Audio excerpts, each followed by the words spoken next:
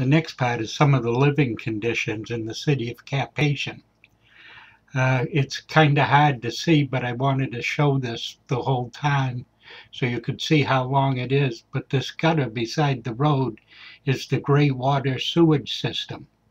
It hasn't rained for days, and this water you see coming down from between the buildings is from people's showers, washing dishes, washing clothes.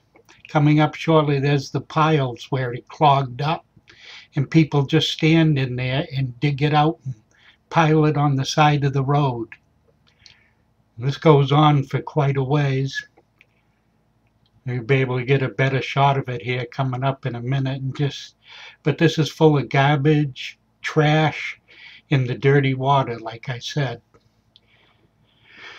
So this is definitely unclean water, but it's an above-ground sewage system. Here comes a long shot coming up shortly where you can really see just how bad it really is. There it is. Just keeps going and going. And these are business. Some of these businesses beside this here are restaurants. It goes up around the corner. These plastic things are what you use to cover your food so the flies won't get on it. Flies are everywhere because of all the poor sewage. And whenever you're not taking anything out of the main dish, you keep it covered. This is the gray water sewage system right in front of Pastor Andre's house. And you can see how it just meanders down the road. And all these little systems flow into this big system, which goes right down through the middle of the city. And you can see how there's a chicken playing in it. And the kids are playing right beside all this dirty water and trash and garbage. This is a picture coming up here of one of the city dumps. You'll see a man picking the dump right there. And this is located right beside the bay, so all the pollutants from this just seep right into the bay. There's a little bit of it burning. I included this picture because I wanted people to see what the wells that we're talking about look like. There's a quick tour of Pastor Andre's house in Cap-Haïtien. We're arriving here at the front of the house. He rents the first floor to help pay for the house. Consequently, you have to enter between the two buildings. And you notice the water running down here that we're straddling. That's from the washing the clothes and washing the dishes and the shower. One of the things that makes Pastor Andre's house upper middle class is right there. He has running water. That's the house faucet. There's only one faucet in the whole house. And this is the kitchen. Those little pits that you see there under the pan, they do all their cooking with charcoal in those pits. And this is Pastor Andre's kitchen. This is our bathroom. We did have a toilet, but there's no running water. The 5-gallon white bucket is used to flush the toilet, and that yellow basin there is what we use for our showers. It's just a splash shower every day. And that little cup is what you pour over your head. This was Pastor Ehrlich's bedroom. I was supposed to stay in there with him, but it was just too hot for me. I stayed up on the roof. This is Melissa's bedroom. When we have more people with us, we'll probably have people sharing these rooms. This is a picture of Pastor Andre's laundry room. And then we pan over the other side. Here's the dishwashing room. You can see the water just flows down between the buildings. And this is the first floor kitchen. As I said, Pastor Andre rents the first floor to help pay for the building. This is Pastor Andre's dining room. This is the view from the Pastor Andre's roof. The roofs are actually part of the buildings. It's where you sit at night. There's always a cool breeze out here. You can see how it's hard to see there, but you'll see in a minute how there are several unfinished walls, places with no roof. When people get money sent from the States, they do as much work as they can, and when the money runs out, the building stops. That's why so many of the people are dressed so well, is everybody has family in the States and they send money and clothing on a regular basis. That's the other side of Cap-Haitien. The power in Cap-Haitien routinely went off between 5 and 6 o'clock at night until midnight or 1 in the morning. It wasn't due to the poor wiring though, because it was just so routine. But here you can get an idea how primitive the wiring is. That meter was the meter at Pastor Andre's house. The wires went up over the roof deck and across this pole down to that pole way down there. And then take a close look at the wiring here. This is the government power wiring. This is the parsonage in Ubiat.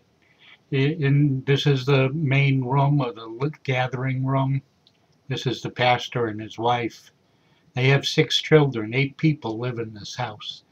And as you go through here, notice there's no chairs or other very little furniture. This is the master bedroom. You can see the holes in the ceiling up there, just an unfinished ceiling. This is the second bedroom. These 2 bedrooms serve 8 people. Again, you see the plastic covers to cover the food when they're eating. Then we go outside because the kitchen is outside here. Those little pots over there and the ashes, that's where all the cooking is done. That's the stove in the kitchen. You can see the clothes hanging on the wall, and that's the dishwasher down there. You can see the dishes waiting to be washed. And over here is the laundry room and more dishes. That's your whole kitchen and laundry room. And right around the corner, just a few feet from where you cook, is the bathroom. An open hole in the ground. And that serves as the bathroom. Just a few feet from where you do your cooking.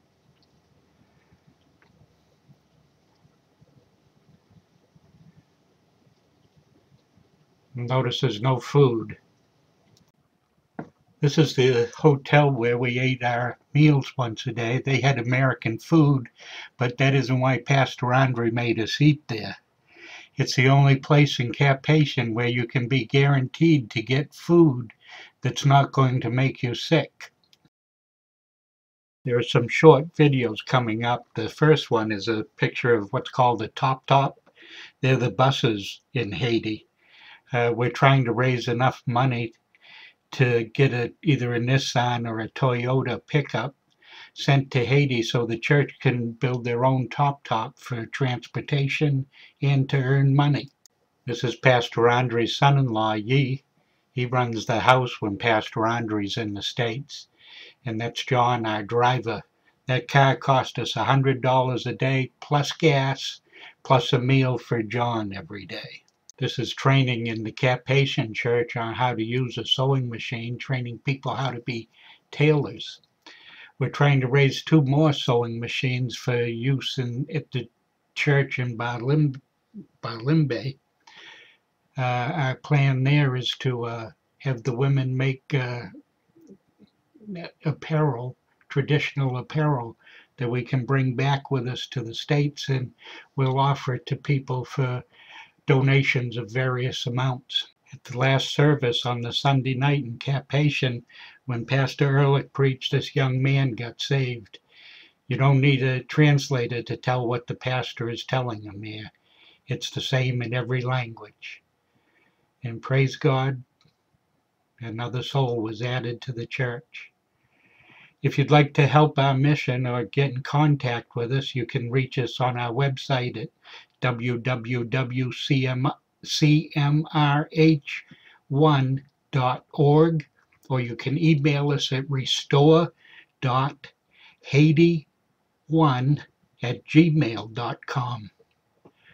There's so much work to be done in this country, and like I said earlier, every organization that's there that could help us, they're almost all maxed out trying to do their own work.